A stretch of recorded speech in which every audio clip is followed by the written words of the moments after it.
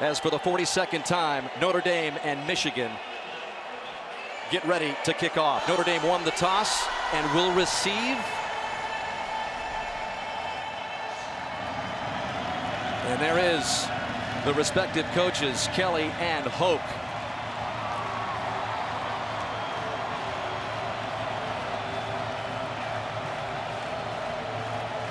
Heat, humidity that's been here for the past couple of days is long gone. Perfect conditions as Matt Weil gets ready to put it in play for Michigan. Amir Carlisle, part of a very much improved special teams unit for Notre Dame, awaits back. And Carlisle is going to bring it out to about 4 yards deep in the end zone and gets no further than the 16-yard line.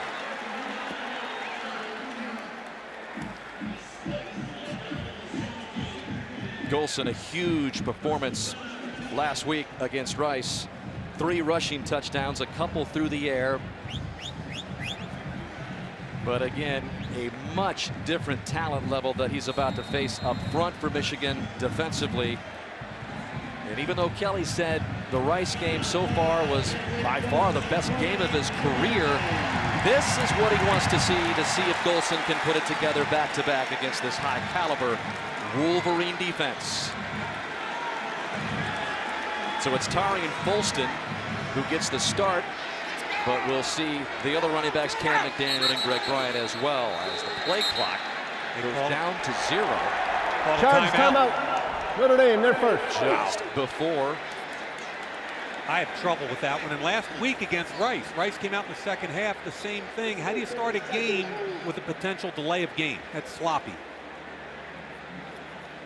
So we take a look at the Notre Dame offense. Golson at the controls. Again, Folston will get the start, but we will see the 2 sophomores.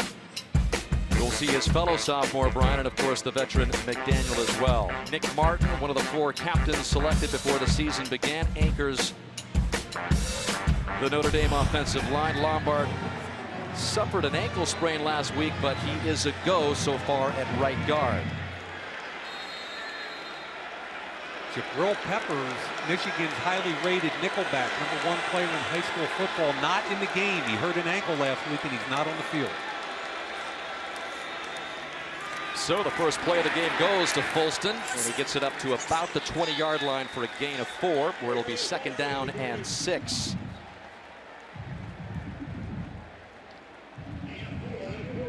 Folston, 12 carries, 71 yards, part of a really balanced rushing attack last week in the Irish opener. Yeah, you're going to see a lot of #1, Greg Bryant, explosive kid. They really want to get him more touches.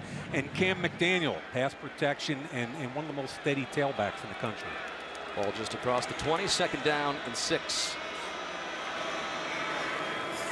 And the give once again up the middle to Folston, short of the 1st down. Will bring up 3rd down and a couple or so.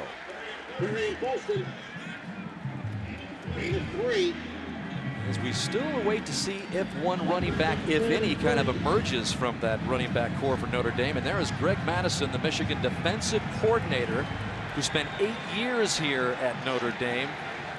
Such a small world when you talk about Michigan and Notre Dame, coaches and players. Everybody just seems to know one another. 3rd down and 3.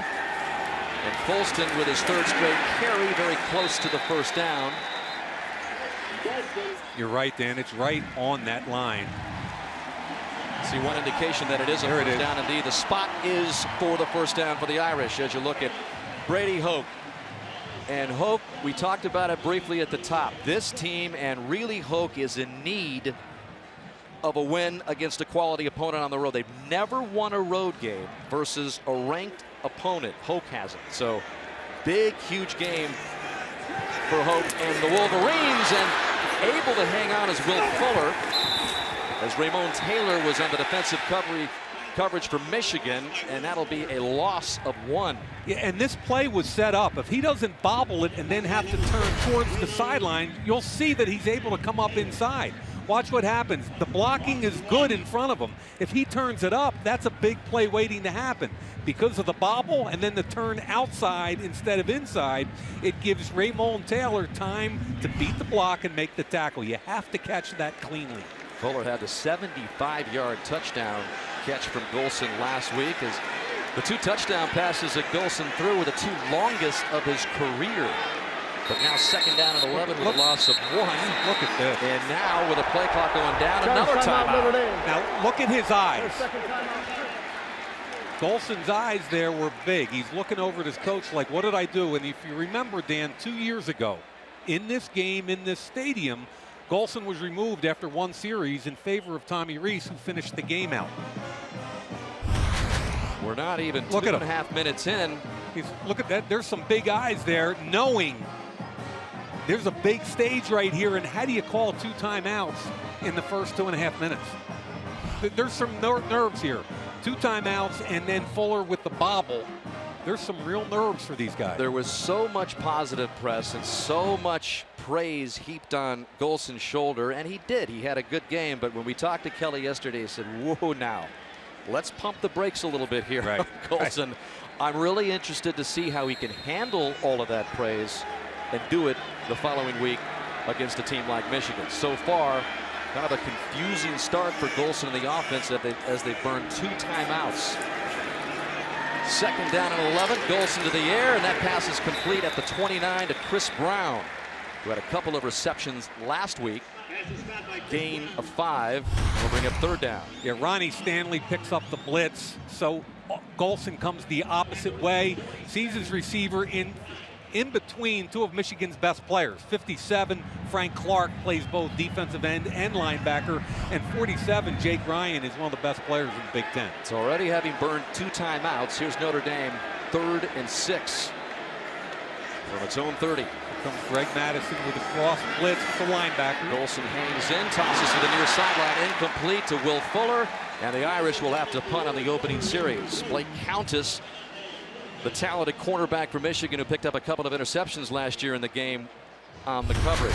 And good protection on a blitz. They're coming out of a tight bunch package. There's some separation there, and again, Fuller does not come down with the catch. Let's see if he should have. Ball's up there pretty high, foot's down. He can make that catch. So he bobbled 1 and missed another. So 5'7", Dennis Norfleet awaits the Kyle Brinza punt, calls for a fair catch and drifts back to the 23-yard line, where Michigan will set a 46-yard punt for Brinza. No score in the early going between the Wolverines and Irish.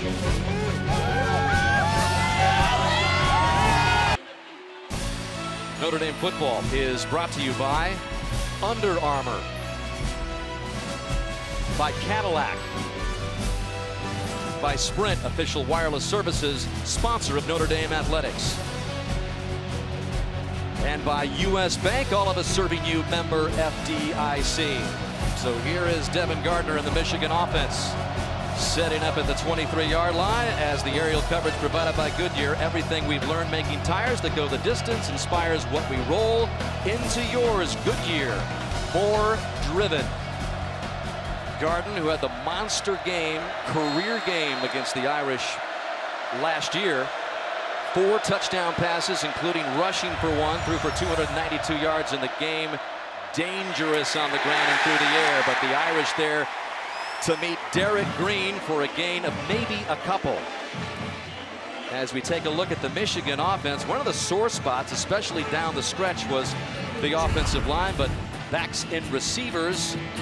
Devin Funchess, again 6'5", 230, 7 catches last week, 3 touchdowns, all of them coming in the first half in the win over Appalachian State. And there's Graham Glasgow, who's welcomed back to the offensive line after a 1-game suspension. You've also got Mason Cole, a true freshman, starting at left tackle for the Wolverines. And there is Funchess. And in the words of Notre Dame defensive coordinator Brian Van Gorder, Devin Gardner and Devin Funchess are the 2 game wreckers, the 2 players he's worried about most. Look, talent and size equal matchup issues, and we talked about that ad nauseum with Brian Van Gorder. Can you double them? How do you take them out? And Dan, one of the challenges is that number 1 lines up everywhere. Weak side, strong side, inside, outside. So number 1, you've got to locate him, and then you've got to try to contain him. So Funchess' first catch is good for 12 yards and a Michigan first down. And going the other way here is Norfleet, just 5'7". Tough to see coming around those blockers, and he's about at midfield after a gain of 14. Yeah, whenever you see an H-back fullback like Joe Kerridge right here come across, there's an alert. You're probably going to get misdirection, which you do. There's the handoff to number 23, Norfleet. Nice bounce to the outside. He reminds me, Dan, a lot of Jeremy Gallen, who Michigan had a year ago, who had 89 catches for almost 1,400 yards. Quicker than fast. You can use him in the slot. Great return guy. Amongst all those giants, he's the diminutive one. Michigan on the move with another first down. They go to Funchess, and Funchess gets no more than 1.5 yards or so. And Jalen Smith, who's been moved to the inside as a part of that Notre Dame defense, sophomore from Fort Wayne, Indiana, who's got more to think about, more responsibilities, with communication being the big talking point, no pun intended, for the Irish defense over the practice week. The Irish had a couple of busted assignments in the secondary last week when Austin Collinsworth went out. No communications on the back end, and that was the point of emphasis all week long for the Irish practice. Communicate, see what happens tonight. 2nd and 8. Gardner out of the shotgun. And he gives it to Derek Green, who gets close to the first down. Green, the #1 ranked high school running back when he came out of high school in Richmond, Virginia. Part of a two-pronged rushing attack for Michigan as they want to get more physical up front and get back to that Michigan type of running game. Yeah, he came in last year and he was too heavy. He got up to about 240 pounds, had a high ankle injury, was not as effective as he should have been. Coach Hope told us he's down to 222, a more mature kid, and he really reminds me a lot of those big, tough running backs that Alabama's had in their recent past. There is Green, stop short, and that's going to bring up 4th down as the Irish defense is there to meet him. Wow. And so the ball spotted at about the Irish 42-yard line. 4th and 1, and it looks like Michigan's going to go for it. Nice job by freshman Daniel Cage. Here comes Michigan up over the ball. 4th and 1.5. If you're the Irish, you've got to be alert to not jumping off sides on a hard count. Way too far for a field goal. Michigan going to give it a shot here. The fake to Green. Gardner wheels, and the pass is complete to Kerridge, who picks up the first down. Gain of 4. Key pickup on 4th down. Cole Luke on the stop for the Irish. So difficult. Play action on 4th and 1. Kerridge is over here. Cole Luke has got him. Just hesitates a tiny bit on the run fake, but you only need 1.5 yards. I love the play call by Doug Nussmeier. Nussmeier, a new addition on the Michigan team this year. First year as offensive coordinator. Spent the last couple of years as Alabama's offensive coordinator, where he tutored A.J. McCarron. Gardner just kind of improvising and just dumps it off to Norfleet, who's crushed at the 30.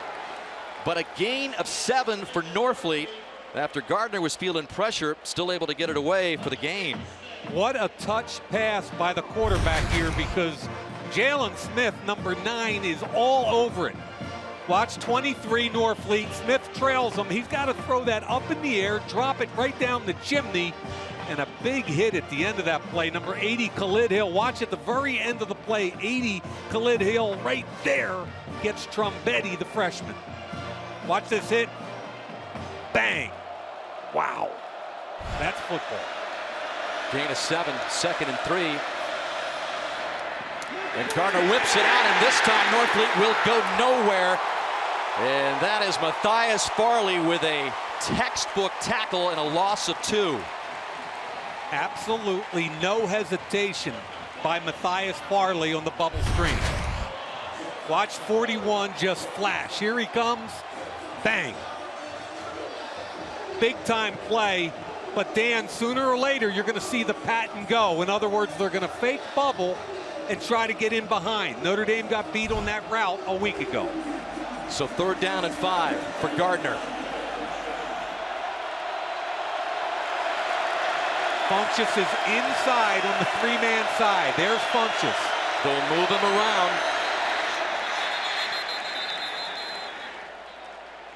A timeout called now by Michigan, and Hoke. Charge timeout, Michigan. Their first timeout. So the two teams have already burned 3 timeouts with still 6:16 left in the opening quarter. No score on a beautiful night in South Bend.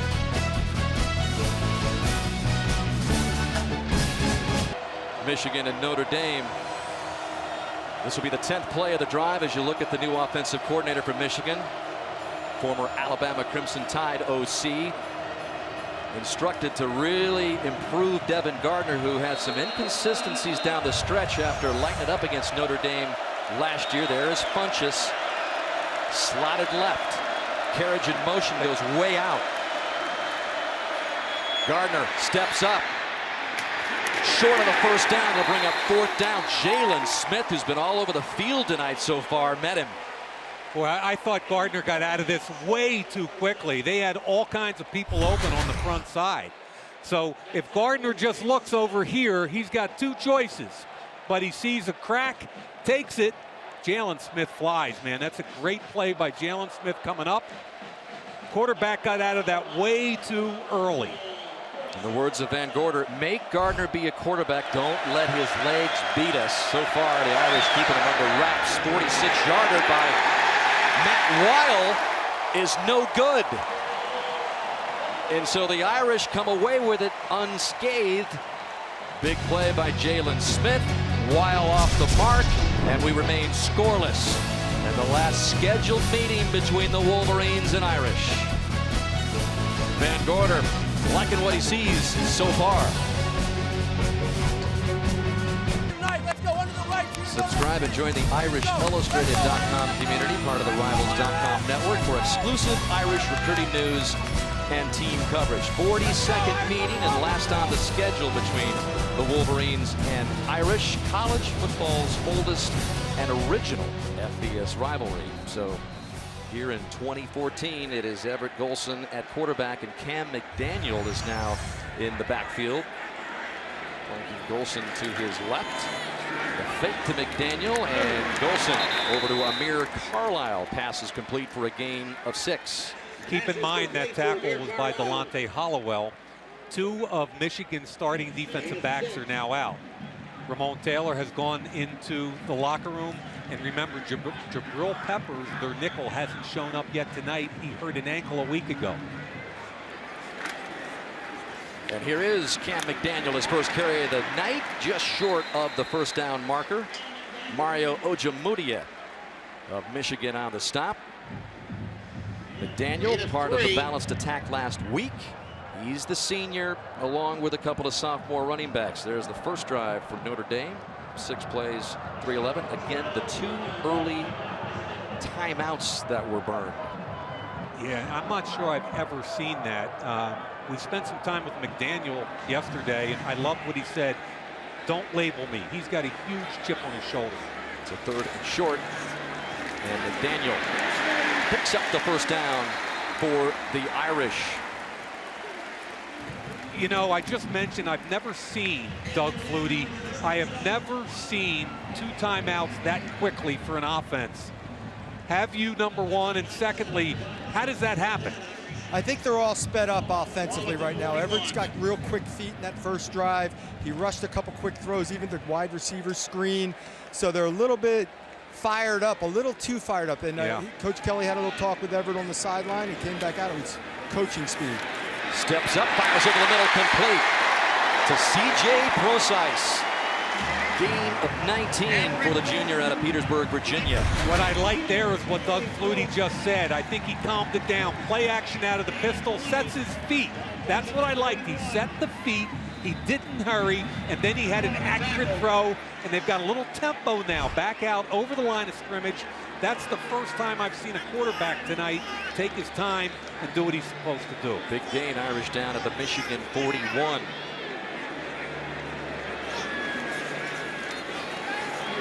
Golson steps up, has this pass with a little touch on it. Chris Brown was the intended receiver. Jordan Lewis might have drawn a flag on Brown. And remember, Jordan Lewis is in the game because Ray Taylor's in the locker room.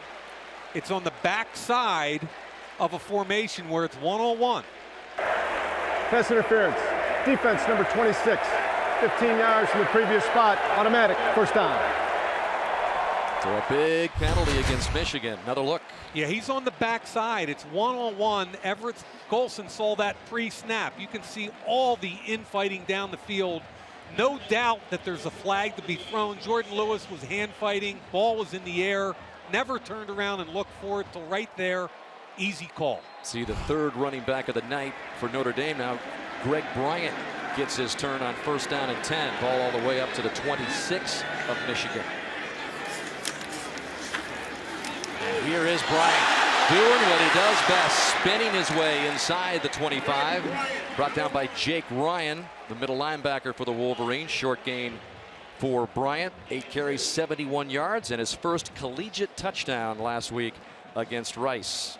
The more I've talked to people in the Notre Dame community here in August to watch practice, here last week and then this week, they're so excited about his development. Was hurt last year as a true freshman, and when he sticks his foot in the ground and gets north, he's a difference maker. Explosive cutter from Delray Beach, Florida. They fake it to him, and the slant route is complete to Amir Carlisle for another first down. Exact same look, different receiver. Golson with his feet under him. Play action. Watch the feet get set, and the ball's out quickly. I talked to Matt LaFleur, the quarterback coach, before the game. He said his 2 favorite throws were from last week, were both in the pocket. And the message to Everett, wow, big hit. The message to Everett was, I know you can do the spontaneous things, but if you hang in the pocket and make NFL-style throws, we're going to be a better football team. After the gain of 12, Irish set up at the 12. Ronnie Stanley's communicating. Play with clock quarterback. down again, and flag comes in. Wow.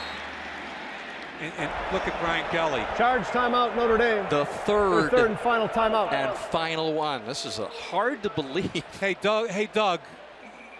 Doug, from my perspective, and I hate to say this, but to me, it's on the quarterback. The responsibility, even if the play comes in late, the quarterback's got to be aware all the time of where that play clock is. Absolutely, no question about it, Mike. He's, like I said, he was a little excited early on, and sometimes that creates indecision in your mind. You're not sure, you're thinking way too fast. It did look like he slowed it down this drive, like you were talking about, with his feet. Much more deliberate in his throws and looks solid, and then this happens again. Again, coming off virtually a flawless performance against Rice, where Kelly actually used the words, and I was very surprised. He was just electric, is how he called Golson's performance.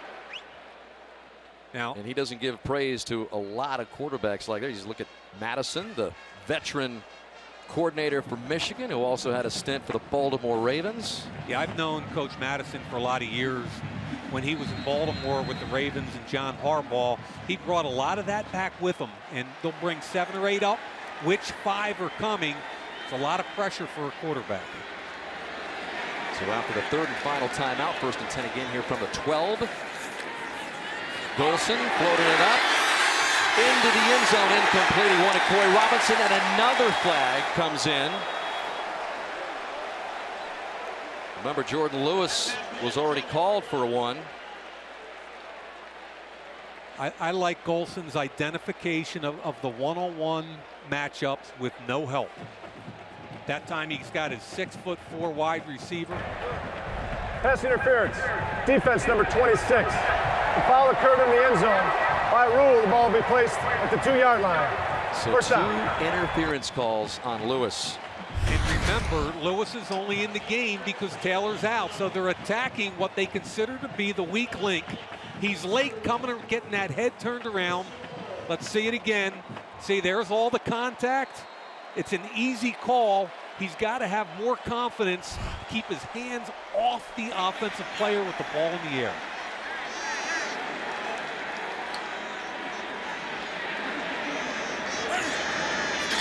So from the 2 on 1st and goal, McDaniel gets inside the 1, 2nd and goal.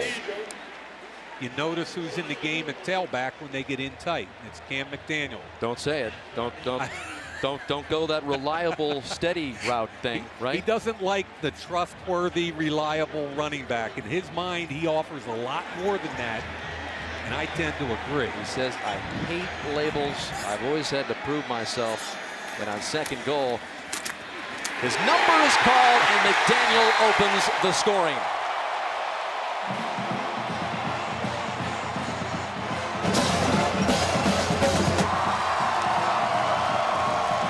An expectant father, McDaniel. He and his wife, Stephanie, saw their first sonogram of their child earlier this week. You talked about it with him yesterday. He was over the moon about it, and he opens the scoring here on this beautiful Saturday night. 1-yard score for McDaniel on an 8-play, 71-yard drive, which was really keyed by a couple of interference calls on Lewis. Brinza with the extra point puts Notre Dame up 7-0. So they're out of timeouts in this first half, but they're up 7-0 as McDaniel gets the Irish on the board first.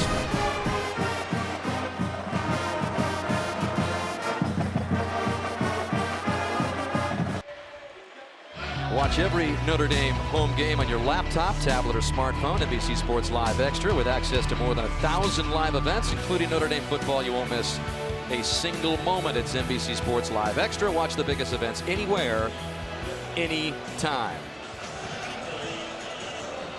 Tough ticket. Last one. Last scheduled meeting between these two storied schools as Brinza, with him and his Irish, up 7-0. Dennis Norfleet watches it sail over his head. And so the Wolverines will come out and try it again with 1:50 remaining in the opening quarter. Notre Dame up 7-0.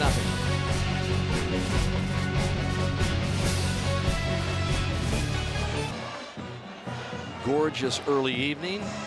Downtown skyline of Chicago. Out of the distance. Beautiful shot. Windy City, just a little more than 100 miles away. Talked about this being the last scheduled game between these two schools, which began in 1887. As we venture up the timeline, 33-year hiatus. They met a couple more times in the early 40s, and then yet another 35-year dormant stage. And they've been almost every year since 1978. It all adds up to Michigan leading the series 24-16-1. And again, Kelly 1-3 against Michigan. That lone win coming to the BCS title game run a couple of years ago. So here are the Wolverines trailing 7-0. And this is our first look at Davion Smith's two-pronged attack for Michigan. Told you about Derek Green. Davion Smith, in the words of Brady Hoke, would rather run over you. Yeah, and I think that's what we're probably going to see right now is some power football with Davion Smith.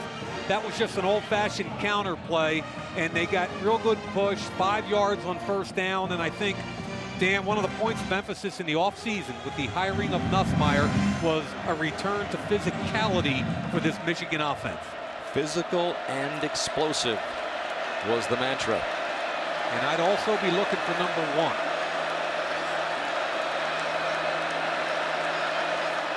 Second and 5. They give it to Smith again, and Smith for first down yardage. Finally tripped up out of bounds by Elijah Shoemate, but not before a gain of 10. Now there's a true freshman left tackle playing right there for the University of Michigan. First time in the school's history that a true freshman started the opening game on the offensive line. Mason Cole, 6'5", 292 pounds, from East Lake High School in Tarpon Springs, Florida. When you think about the history and tradition of this program, it's either means he's really special or that offensive line is not what it usually is. Well, it was 102nd in the nation in rushing last year. One of the big areas that they want to improve on, and Funchess is in the clear. 6'5", 230, rumbling all the way down to the Notre Dame 35. Elijah Shoemate finally brought him down, but a gain of 26 for Funchess. Yeah, they tried to drop number 45, Aquara, off. Now, remember, he's a defensive lineman. This is a zone blitz concept. He got lost. Funchess went to the open spot, and you can see what a load he is with the ball in his hands. Funchess trying to keep that great tradition of #1 jerseys going in Michigan.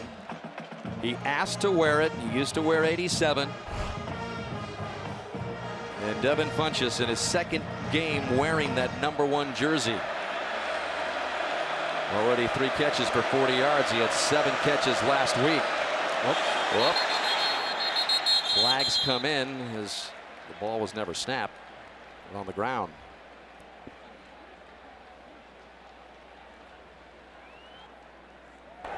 Like the left side. Snap infraction. Offense, number 60. 5-yard penalty, still first down. Jack Miller called for the infraction. Well, there are the great tradition of #1 jerseys for Michigan and some of the great names, and it was Funchess who knew all about them. He came to Hoke 2 weeks before the first game, asked Coach, can I have #1? Coach said, I'll think about it. Then he said, Hoke did, do you deserve it? Tell me who wore them. And Funchess immediately clicked off all the #1 greats that have worn that jersey in the past for Michigan. As that brings us to the end of the first quarter. Notre Dame leading 7-0. As we'll get you back to Notre Dame Stadium after these messages from your local NBC station. You're watching Notre Dame football on NBC, presented by Under Armour.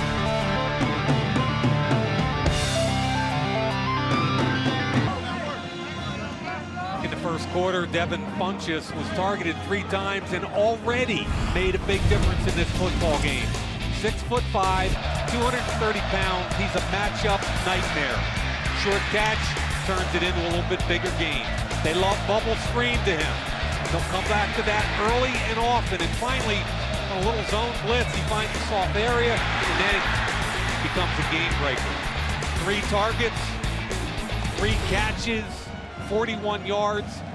Notre Dame better find a way to deal with this guy. Broke a 45-year-old school record last year for the most yards by a tight end in a single season. But again, he's been moved to the wideout position, and he's proven to be tough to defend so far. 1st and 15. Michigan keeps it on the ground as we see Derek Green again.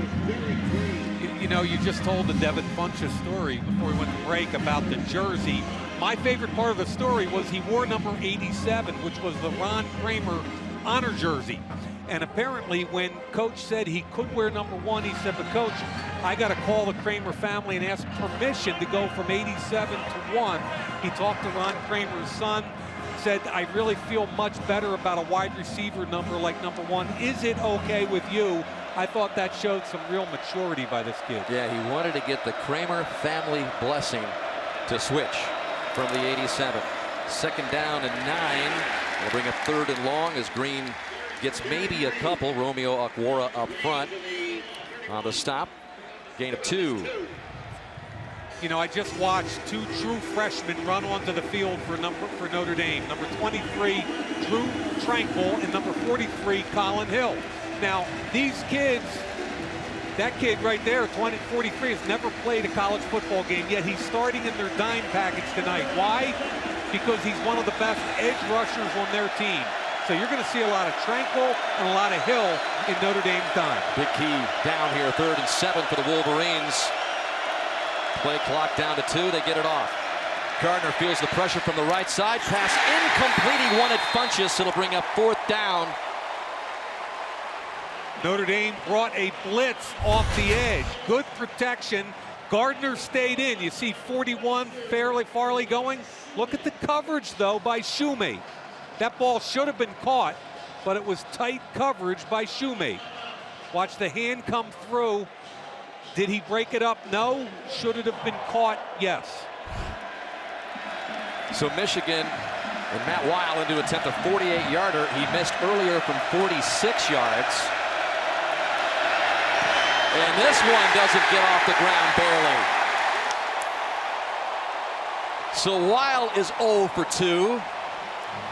And Notre Dame keeps the Wolverines off the scoreboard.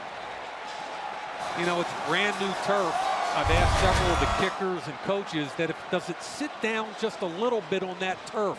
But look at his left foot. It slid into it. It's a low trajectory, barely clears the offensive line. Hard to see if anybody got a hand on it. Yeah, but it was low. It didn't matter. It was too low anyway. And look at the left plant leg a while. We saw that a little bit last week. I thought the Rice kicker slid a couple times. Brand new turf. So 13-25, just starting the second quarter here. Greg Bryant gets the handoff from Golson and weaving his way, picking up a pretty good gain after it didn't look like much. Jordan Lewis on the stop after a gain of 6.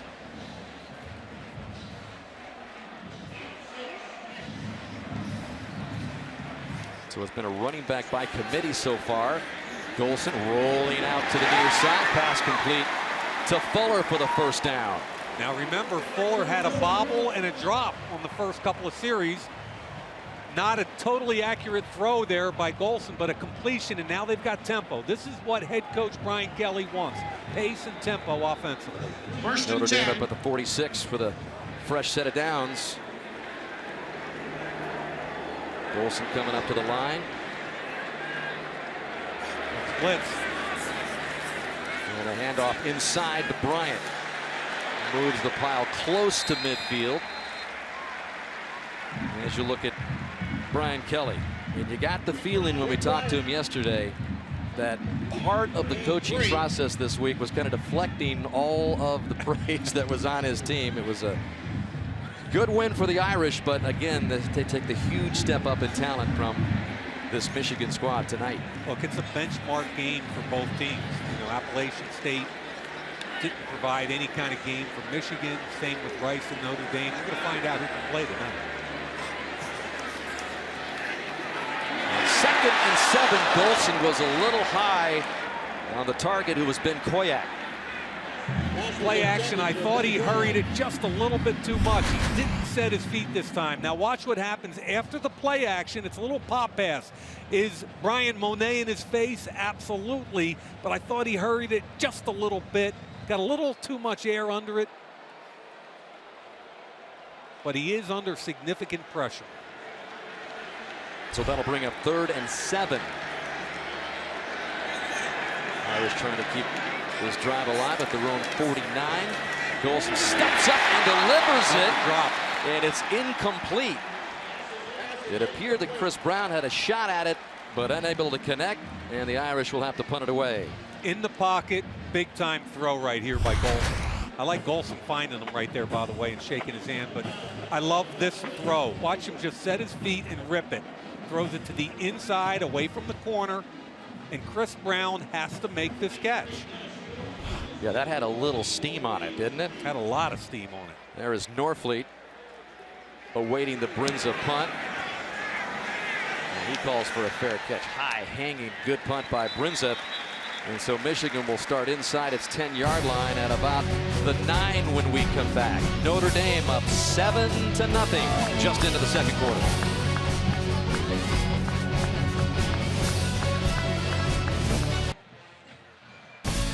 Notre Dame football is being brought to you by Mercedes-Benz. Experience truly great engineering today at your authorized dealer. By Coca-Cola Zero. Zero means it's game day. By Discover. We treat you like you treat you. And by Geico, 15 minutes could save you 15% on car insurance. Great images through the years of this great rivalry between Michigan and Notre Dame, and an unbelievable night as you look at the dome. Aerial coverage provided by Goodyear. Everything we've learned making tires that go the distance inspires what we roll into years. Goodyear, more driven. Night expected to dip into the 50s tonight here on this first weekend of September. And look at that sunset here on the campus of Notre Dame. Michigan sets up deep in its own territory. You'll see a lot of this. Gardner rolling out. And this pass is complete to J.U. Chesson, the sophomore from St. Louis, for a good gain of 16 to kind of get Michigan out of that hole. Yeah, 6'3", 197-pound sophomore. He gets the corner. Cody Riggs turned. Once you've got him turned, as long as you throw this thing on time with some accuracy, it's all over. Devin Gardner, out of high school, was rated the #1 dual threat quarterback in the country. He was even a wide receiver for a time in 2012 when the former Michigan quarterback Denard Robinson was hurt. Multi-talented, dangerous on the ground and through the air. And here is Gardner to the near side. That one is complete for the first down to Chesson again. Boy, is that a big-time throw. Now, I was at the Manning Academy 2 years ago and watched him throw the football. This is a far hash throw, meaning it has to go all the way across the field. He's throwing off his back foot. Look at the accuracy and the arm strength to get it there. That's a big-time throw. And, you know, the story goes 2 years at the Manning Academy, and he sent a handwritten thank you note to all 4 Mannings, Archie, Peyton, Eli, and Cooper, thanking them for the opportunity to be a counselor at their camp. Impressive. Classy. Now 5th-year senior Gardner with that quick hit to the right side. It's to Chesson again, but Notre Dame is there to meet him. For a slight loss, Shoemate and the Florida transfer Riggs over there on the coverage. Yeah, aggressive play by Riggs on the bubble. You know, I'm sensing Doug Flutie that both these quarterbacks are starting to calm down, get their feet under them, start to deliver the football like we expect. And Doug, that last throw by Gardner, that far hash throw was big time. No question about it. He had pressure in his face. That's why he stayed on his back foot. And both these two-dimensional quarterbacks are becoming one-dimensional, standing in the pocket. Gardner's completion versus zone blitz was excellent. Funches is up high, top of your screen. Gardner was looking this way, but can't get Funches. And that'll bring up 3rd down and 10. That is a Brian Van Gorder NFL-style overload blitz. You're going to see 22 Shoemate come at the last minute. Just watch over here. Everybody's coming.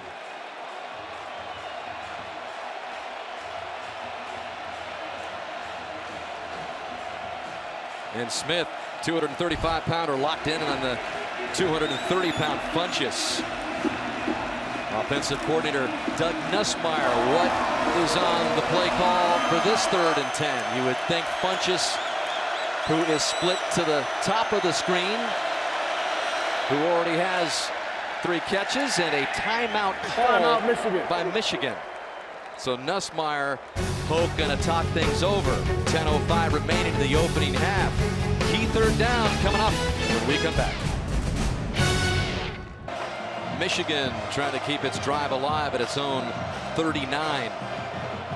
Key 3rd down and 10 play here. Gardner having one last word with Funches. Set up on the left side. Yeah, you better identify Funches. There he is in motion. Comes back. Gardner gets some pressure from Sheldon Day. Able to escape that, but not. Wow. That's speed. The rest of the Notre Dame defense, loss of 2. Yeah, Sheldon Day forces him out of the pocket, but speed kills. And Notre Dame's trying to get more and more speed on the ball on defense. There's Sheldon Day, and now watch 43, Colin Hill from the inside out, and then Drew Tranquil, 23. So first it's Day, then it's 43, one freshman, then it comes 23, the other freshman. And what they're trying to do is get more speed on the field in their dime package. So Will Hogrup with his first punt of the game for Michigan. And this is Cody Riggs, and just when they came off a great special teams performance, it is on Walu, who's able to recover it after Riggs bobbled it. Riggs had a couple of 20-plus punt returns for good gains last week against Rice. You know, we talked about them being much more aggressive in the punt return game a week ago, but that's inexcusable. Onawalu's there to pick it up, but Cody Riggs has got to use, you know, if you're going to play shortstop and pick it up, you better field it cleanly.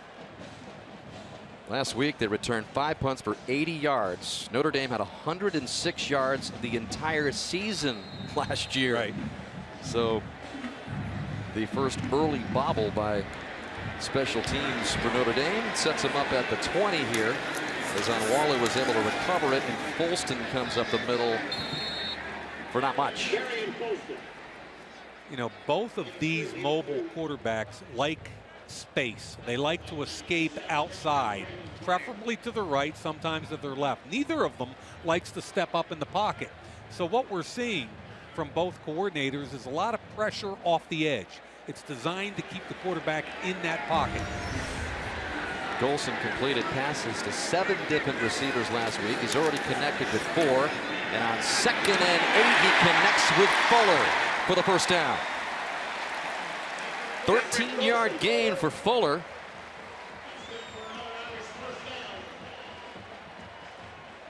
Blake Countess on the coverage for Michigan.